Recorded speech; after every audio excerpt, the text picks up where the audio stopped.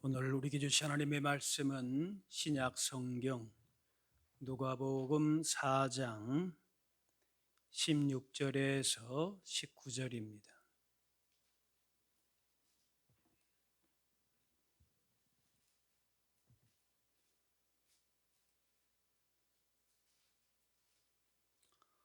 예수께서 그 자라나신 곳 나사렛에 이르사 안식일에 늘 하시던 대로 회당에 들어가사 성경을 읽으려고 서심해 선지자 이사야의 글을 들이거늘 책을 펴서 이렇게 기록된 데를 찾으시니 곧 주의 성령이 내게 임하셨으니 이는 가난한 자에게 복음을 전하게 하시려고 내게 기름을 부으시고 나를 보내사 포로된 자에게 자유를, 눈먼 자에게 다시 보게 함을 전파하며 눌린 자를 자유롭게 하고 주의 은혜의 해를 전파하게 하려 하심이라 하였더라. 아멘. 오늘은 성령 강림 주일로 예수님께서 부활 승천하신 후에 성령께서 임하셨던 날을 기념하는 주일입니다. 성령께서 임하실 때까지 기다리라.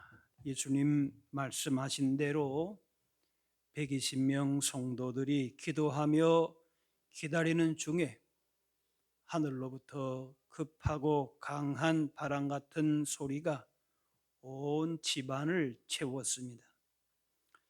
이후로 예수님의 오심의 의미를 제대로 알고 예수님 믿고 의지하면서 복음을 담대하게 전했습니다. 그래서 오순절 성령 강림 사건을 교회의 출발, 기독교의 공식적인 탄생으로 봅니다. 요한복음 7장에 나를 믿는 자는 성경의 이름과 같이 그 배에서 생수의 강이 흘러나오리라. 이 생수의 강은 성령님을 의미합니다.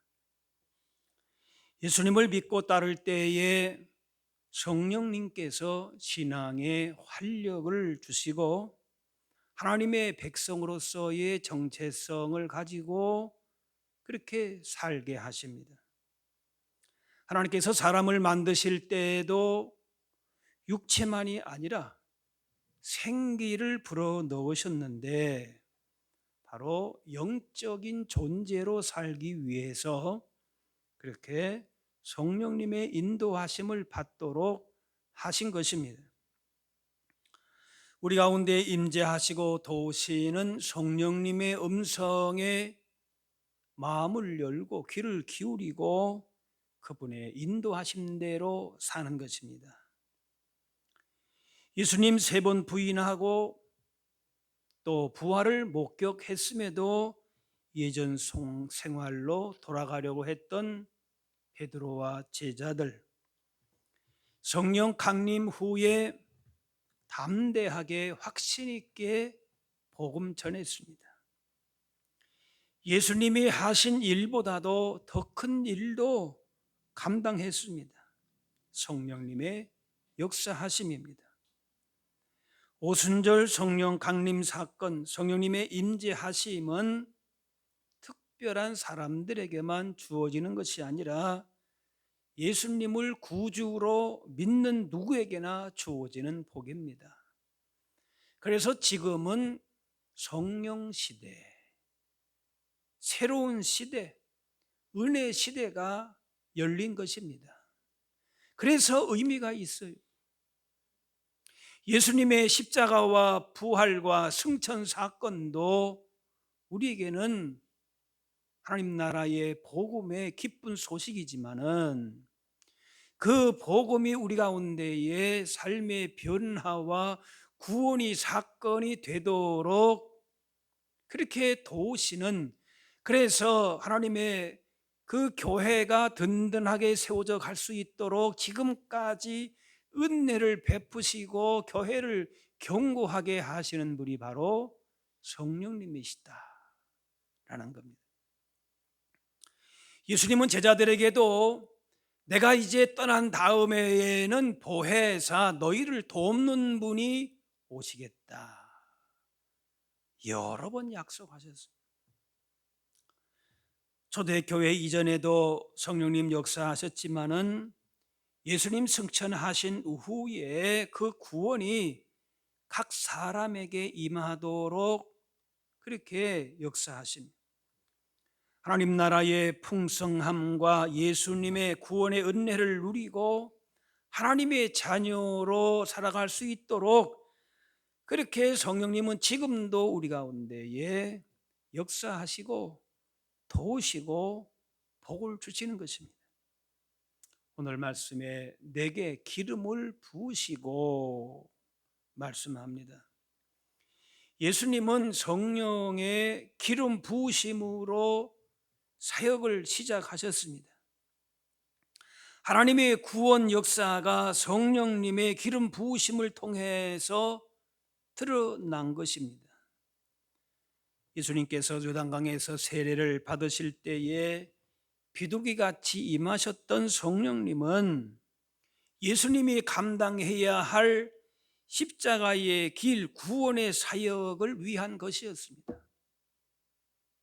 예수님도 공생애의 시작을 하시면서 그리고 그 모든 사역의 순간순간마다 성령님의 기름 부으심의 은혜 가운데에 그 구원 사역을 행하셨다는 것이 성경에서 기름 부었다라고 하는 것은 왕과 선지자, 제사장 이 직분을 위임할 때에 사용했습니다.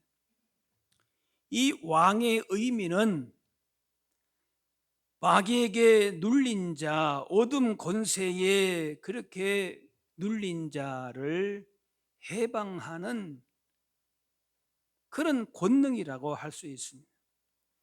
또 제사장은 사람들의 그 죄의 모든 문제를 하나님께 아뢰고 또 중보하는, 해결해 주는 그런 사역입니다.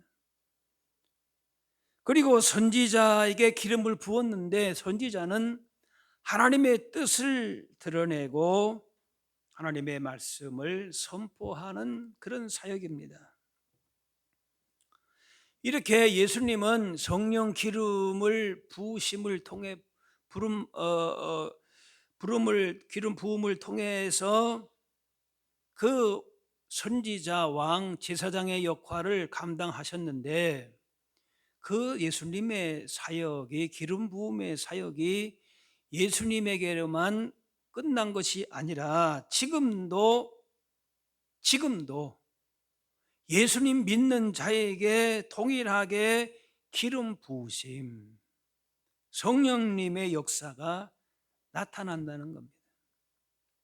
주의 성령이 내게 임하셨으니 이 선언은 예수님의 신분과 사명을 말씀하는가 동시에 예수님과 연합한 성도가 누리는 특권, 책임을 말씀합니다.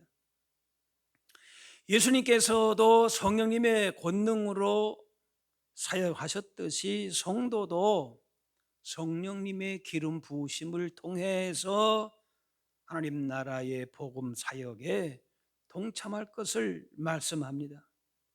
그래서 18절에 가난한 자에게 복음을 전하게 하신다.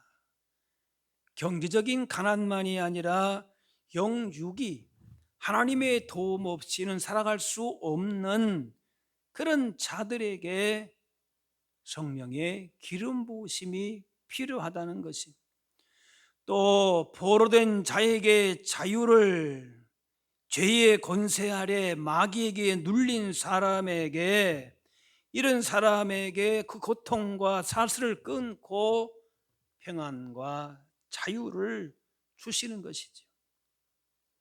예수님의 이름으로 악한 권세를 물리치고 그 영적인 전쟁에서 승리하게 한다는 겁니다. 눈먼 자에게 다시 보게 함을 전파하며, 시력으로 안 보이는 것뿐만이 아니라 진리를 보지 못하고 하나님의 영광을 가리우게 하는 영적인 무지함, 그런 것을 깨닫게 하셔서 하나님 나라와 하나님의 영광을 보게 하신다는 겁니다. 아, 내가 사는 세상이 전부가 아니구나. 성령의 기름 부음을 통해서 하나님의 영광된 그 나라를 보게 하시는 것이다 라는 것이. 그래서 정체성을 바르게 세우고 인생의 참된 가치를 알게 하고 새로운 인식의 변화를 불러오게 되는 거예요. 또 눌린 자를 자유롭게 한다. 삶의 무게와 폭력과 억압으로 무너진 사람들을 회복시키시는 것입니다. 예수님이 우리를 허물을 위해서 찔리시고 상하셨기 때문에 성령님은 우리의 눌림, 몸과 마음, 상처난 것들을 치유하시고 자유케 하시고 하나님 나라의 복을 더 풍성하게 누리도록 하십니다. 그래서 19절에 주의 은혜의 해를 전파하게 하려 하심이라. 이 은혜의 해라고 하는 것은 신년을 의미합니다. 이 신년은 뭔가 하면 50년마다 오는 것인데 빚을 탕감하고 잃어버린 기업들을 회복하고 종되었던 자가 있으면은 자기 가족에게로 돌아가는 그런 회복의 절정입니다. 예수님은 이런 주의 은혜의 해를 시작하셨다. 완전한 자유와 해방과 원래대로의 회복, 구원을 선포하신 것입니다. 이 성령님의 사역을 통해서 그런 은혜를 누리게 하신다라는 거예요. 50년마다 돌아오는 게 아니고 예수님의 구원 사역과 또 성령께서 우리 가운데에 기름 부어주시는 은혜로 말미암아 이제는 그 은혜를 얼마든지 누리는 시대가 되었다라는 겁니다. 하나님과의 관계가 회복이 되고 모든 죄와 사망의 그런 매임과 고통과 이런 모든 불의와 억압이 사라지는 것이죠. 그래서 참된 자유, 완전한 치유와 영원한 생명을 누리게 되는 것이고 하나님께서 원래 주시고자 하셨던 그 풍성하고도 영광스러운 삶을 이제 살게 되는 것입니다. 최종적인 영원한 나라, 장차 올 새하늘과 새 땅을 바라보지만은 이 땅에서도 그 복을 성령의 기름 부으심의 은혜를 가운데에 누리도록 하신다는 거예요. 언제나 하나님의 은혜 가운데 살아갈 수 있는 그런 시대를 이제는 우리가 살고 있다는 거예요. 언제부터요?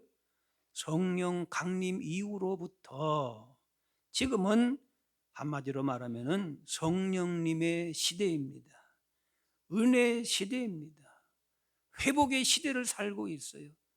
너무나도 귀하고도 복된 소식인 것이 단순히 교회가 설립됐다, 기독교가 시작됐다, 그런 의미만이 있는 것이 아니에요. 하나님의 주시고자 하시는 그 구원의 풍성함, 하나님 나라의 너무나도 놀라운 가치, 우리의 정체성들이 누구를 통해서요? 누구를 통해서? 성령님을 통해서 그 복을 우리로 하여금 얼마든지 누리게 하신다는 거예요. 너무나도 귀한 약속이.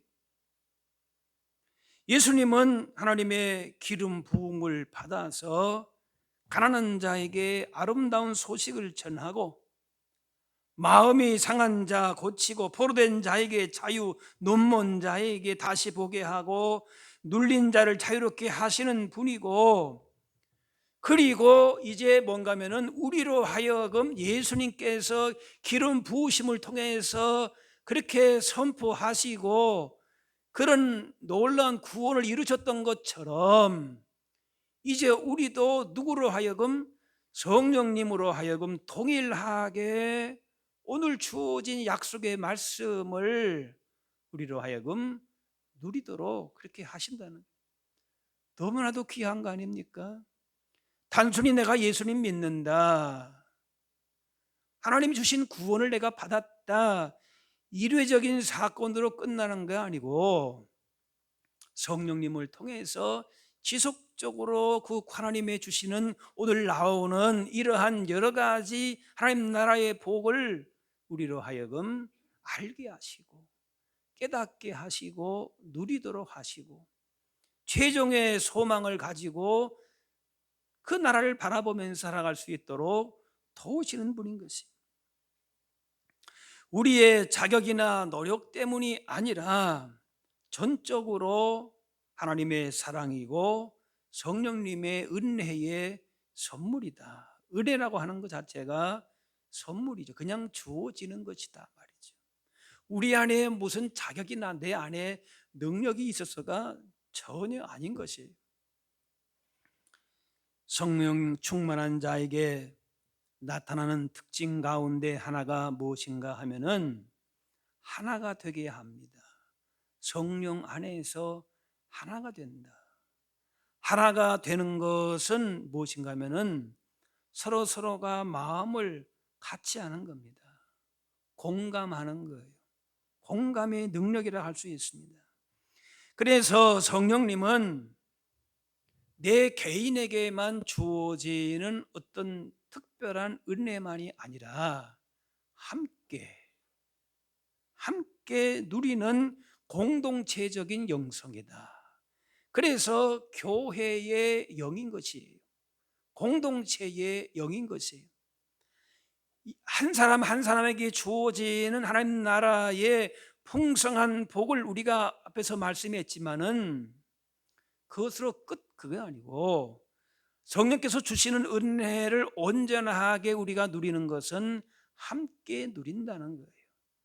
공동체 속에서 성령의 역사를 더 깊이 있게 경험하는 것이, 그래서 포로된 자에게, 눌린 자에게 있는 그 아픔과 고통과 그런 것들을 함께 느끼고 그들을 돕고자 하는 마음이 바로 성령께서 주시는 은혜요 은사인 것이에요. 그래서 하나님 주시는 이 성령의 은혜와 은사는 공동체 속에서 온전한 열매를 맺게 된다라고도 할 수 있어요. 성령 받았다고 하는데, 은사가 많다고 하는데, 성령에 충만하다고 말은 하는데 오히려 더 개인적이 되고 이기적이 되고 편협적이 되고 고집장이가 된다, 그거는 성령님의 역사가 아닐 가능성이 더 많습니다.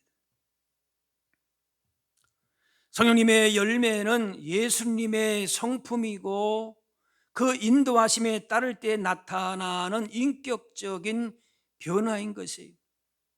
그래서 공동체 속에서 인격이, 그 삶이 녹아지게 돼 있어요. 그래서 외양과 태도와 모든 것들이 변화가 되어서 그 공동체 속에서 화평을 이루고 함께 기쁨을 누리도록 되어 있다는 것이에요.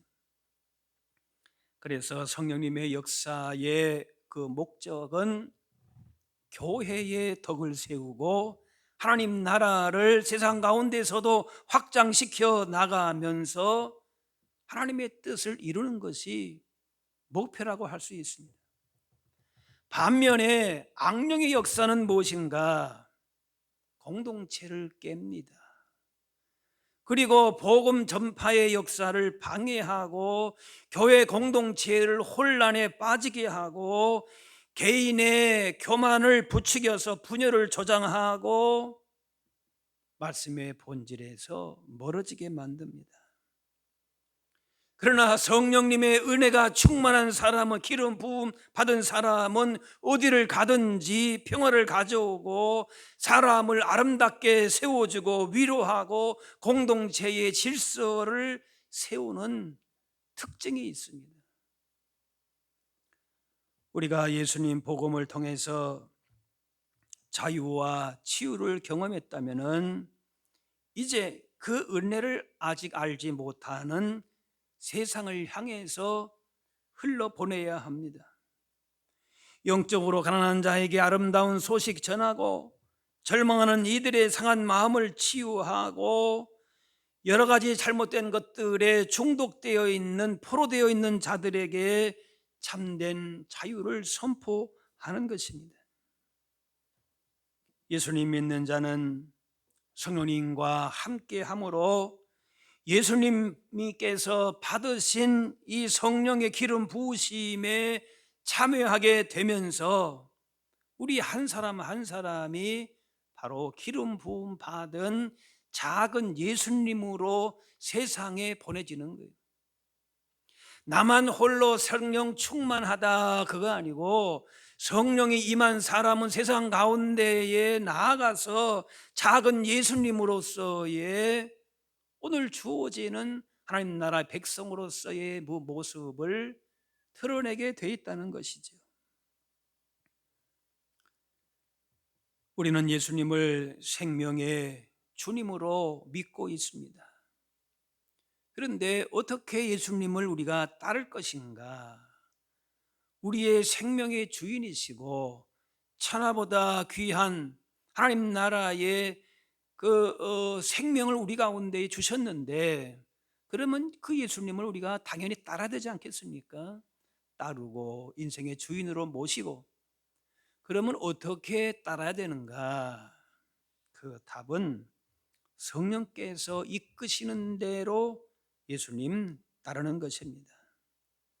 우리 인생에 도움이 되시고 안내자가 되시는 성령님의 이끄심을 받아야 한다는 것이, 예수님도 성령의 이끌리심 받으셨어요.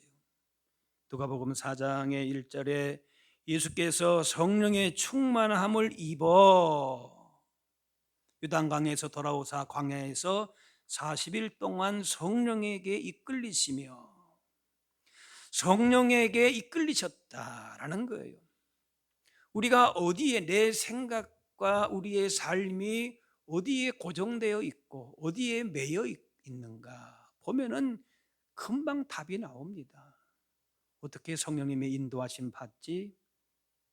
적극적인 것도 있지만은 또 한편으로 볼 때에 우리 삶의 내 모든 삶을, 내 마음과 생각과 언행 심사가 어디에 고정되어 있고 어디에 내가 귀가 솔깃하고 내 마음이 끌리고 내 삶의 현장이 주로 어디에 있고, 그걸 보면은 사실 어렵지 않아요. 답이 나옵니다. 육신에만 이끌려 있었던 헛된 욕심과 하나님보다 더 사랑했던 거짓 우상들, 이런 것을 품고 살고 거기에만 내 삶의 초점을 맞추면은 결코 성령님의 인도하심을 받고 살아간다 말할 수 없을 것이에요. 성령님의 인도를 받을 때에는 욕심에 이끌리지 않게 됩니다.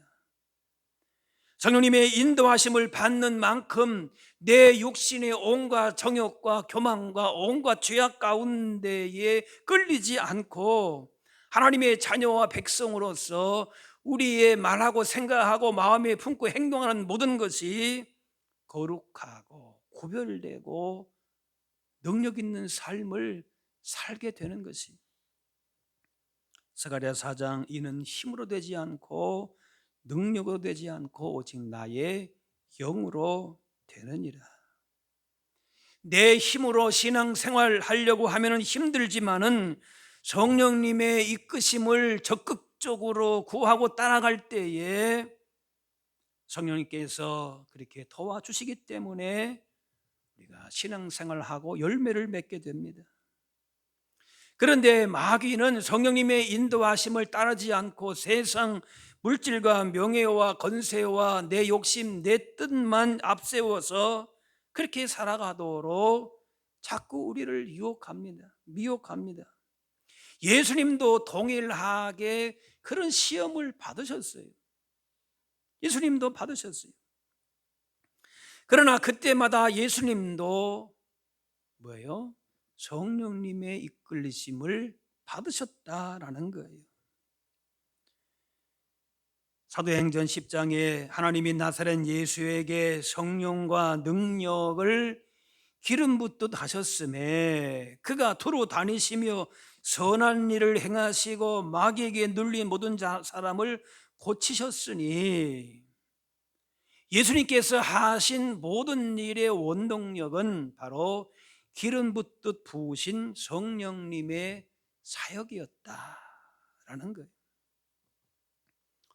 우리를 짓누르고 있는 포로된 상태, 눈먼 상태, 눌린 상태가 있다면은 그냥 그 자리에만 계속 머물러 있지 말고 예수님의 십자가의 능력을, 이름을 의지하고 선포할 때에 성령님의 이끄심을 받아서 얼마든지 세상의 도전과 유혹과 시험 앞에서도, 눌린 상태에서도 그 가운데에 자유함을 주시고 힘을 주시고 지혜와 소망 가운데에 믿음의 길을 걸어갈 수 있도록 하게 되는 것이,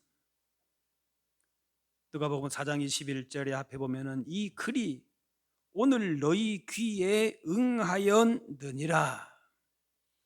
예수님만 그렇게 행하시고 예수님이니까 성령의 이끌리심 받았지, 우리는 세상 가운데 그렇게 살아갈 수가 있나? 아예 우리 마음을 접을 때가 있어요. 우리 마음을 내려놓을 때가 있어요. 아니에요. 그렇지 않아요.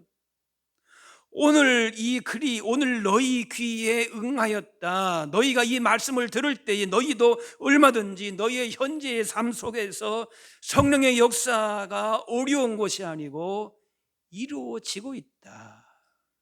때로는 탄식하며 간구하신다 말씀하는, 내 생각, 사람의 경험으로 성령의 역사를 그렇게 제한을 하게 되면은, 의심하게 되면은 하나님 나라의 복을 제대로 경험하지 못할 뿐만이 아니라 여전히 죄의 세상에 매여서 하나님과는 점점 멀어질 수밖에 없는 것입니다. 어린 시절부터 사슬에 묶여 자란 코끼리는 나중에 자라서도 사슬을 끊을 힘이 생겨도 그냥 묶여 있다 인식하고 탈출하지 못한다고 합니다.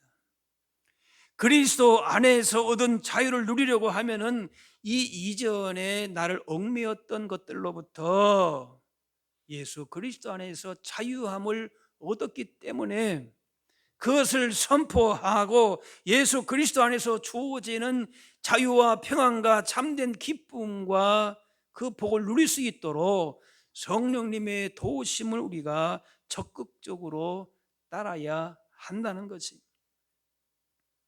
성령님은 예수님을 죽음에서 일으키신 부활의 영이다 하십니다. 그의 영으로 말미암아 너희 죽을 몸도 살리시리라 했습니다. 우리를 죄와 사망의 법에서 생명의 성령의 법이 해방케 하시고 하나님의 영광을 바라보게 하시고 상처난 몸과 마음을 치유하고 회복하고 하나님 나라의 부요함으로 얼마든지 채우게 하십니다. 이러한 전인적인 회복을 경험하면서 예수님께서 주시고자 하시는 그 열매를 맺고 세상을 향해서도 하나님 자녀와 백성으로서의 하나님의 영광을 증거하며 살게 되는 것입니다.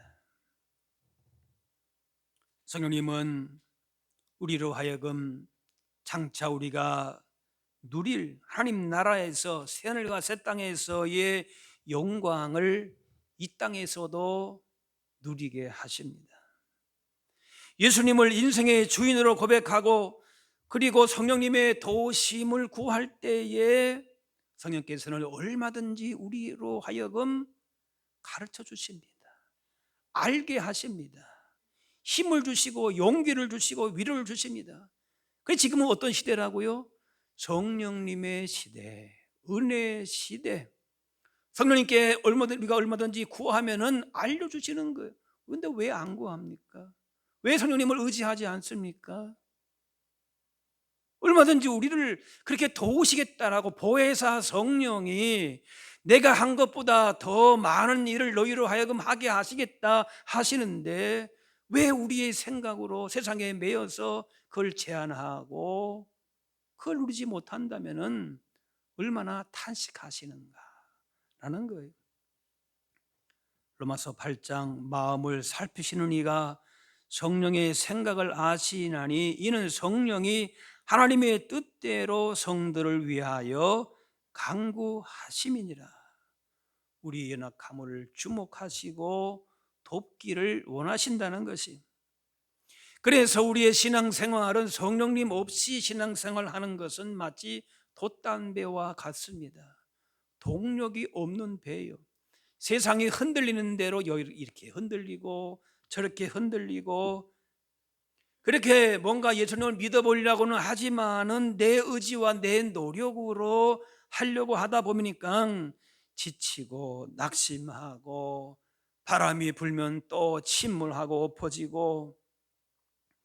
그러나 우리 안에서 역사하시는 성령님은 우리의 인생의 강력한 엔진이 되어 주셔서 어떤 풍랑이 몰아친다 할지라도 하나님 주시는 평안함을 복을 유지하며 이렇게 힘있게 전진하게 하십니다.